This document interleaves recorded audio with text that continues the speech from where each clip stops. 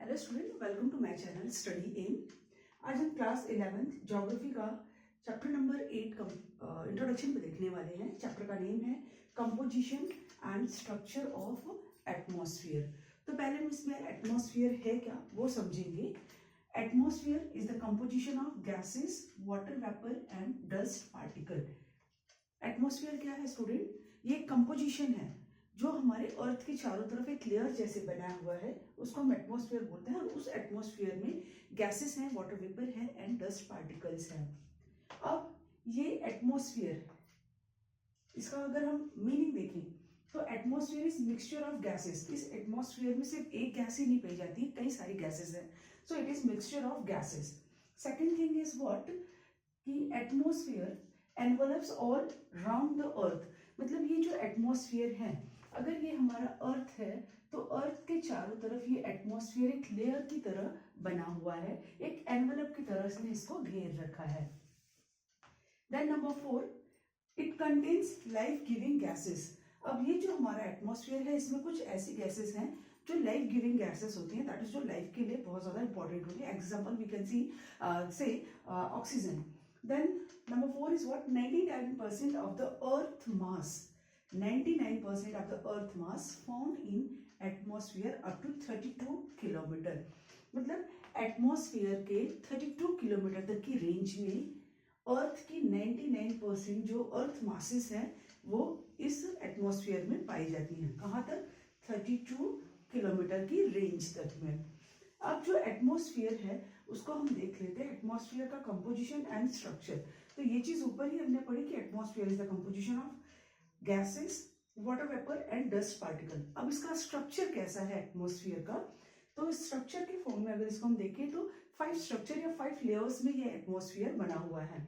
Troposphere first layer, second layer is your stratosphere, third layer is mesosphere and fourth layer is thermosphere and last and fifth layer is your exosphere. Now troposphere, troposphere जो है वो कितने kilometre तक फैली हुई है?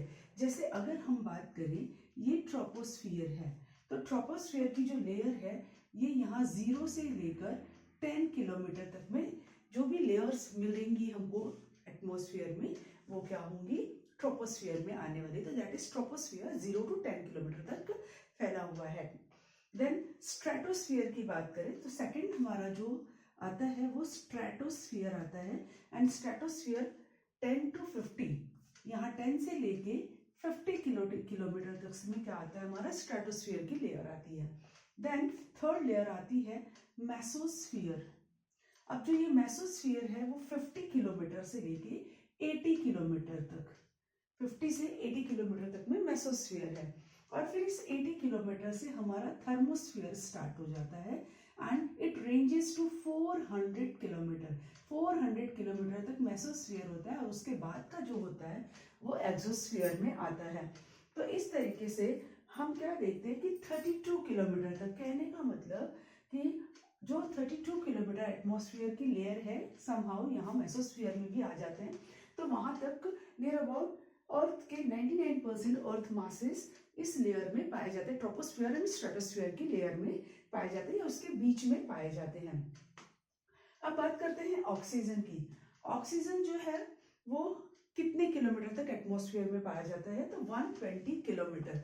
120 kilometre, that is हम thermosphere को भी अगर क्रॉस कर जाए एंड एक्सोस्फियर एंड थर्मोस्फियर के बीच में कहीं ना कहीं हमको ऑक्सीजन की लेयर मिलती रहती है।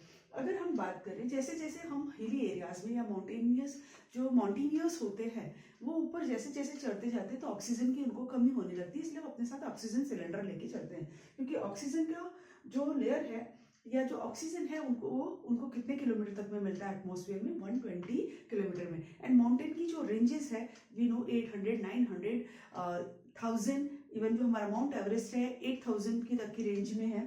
तो ये मीटर्स जो जैसे जैसे हम ऊपर की तरफ जाते हैं वैसे वैसे ऑक्सीजन का जो लेयर है वो कम होता जाता है, इसलिए उनको माउंटेनियर्स को ऑक्सीजन के सिलेंडर्स लेके चलने पड़ते हैं।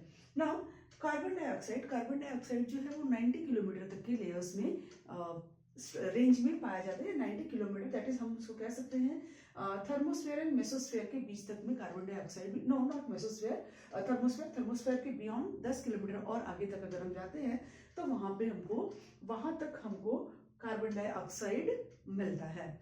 तो स्टूडेंट इसको जो याद करने की ट्रिक है, क्योंकि एग्जाम्स में मोस्ट प्रोबेबली ये लेयर्स को पूछ लेता है कि लेयर्स को लाइन वाइज लगाने के लिए कॉम्पिटिटिव एग्जाम्स में, या फिर कौन सी लेयर कितने किलोमीटर तक फैली हुई है, ये सारी चीजें कॉम्पिटिटिव एग्जाम्स में मोस्ट प्रोबेबली पूछ लेते हैं। तो जो लेयर है 1 by 1 हम इसको कैसे याद रख सकते हैं, तो इसके लिए आप एक ट्रिक अडॉप्ट कर सकते हैं। जैसे ट्री सी में थी, हम क्या बोलेंगे, ट्री सी में थी, ट्री सी में थी, ट्रोपोस्फेयर हो गया, सी आपका स्ट्रेटोस्फेयर हो गया, में मेसोस्फेयर हो गया, थी दैट इज थर्मोस्फेयर, एंड आगे थी लास्ट वाला एक्सोस्फेयर। अगर ये इतने आपने 4 से याद कर लिए कि 1 by 1 है तो लास्ट पे एक्सोस्फेयर होना ही है। तो इस तरीके से ट्री सी में थी, इस तरीके से आप इसको याद रख सकते हैं।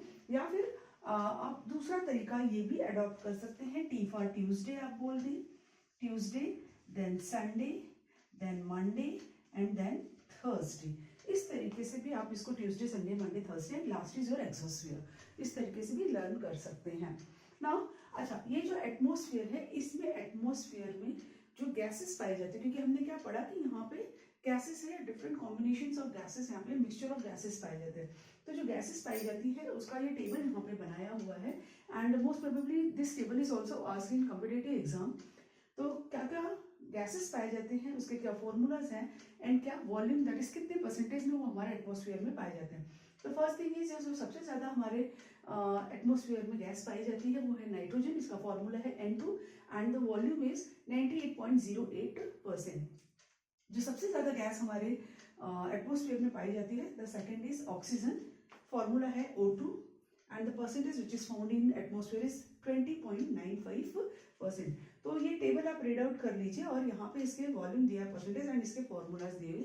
It may be helpful you to for your competitive exam. तो इस वीडियो में हम लोग बस इतना इंट्रोडक्शन पढ़ने वाले हैं। नाउ द नेक्स्ट वीडियो में हम चैप्टर को आगे कंटिन्यू करने वाले हैं। Thank you for the watching.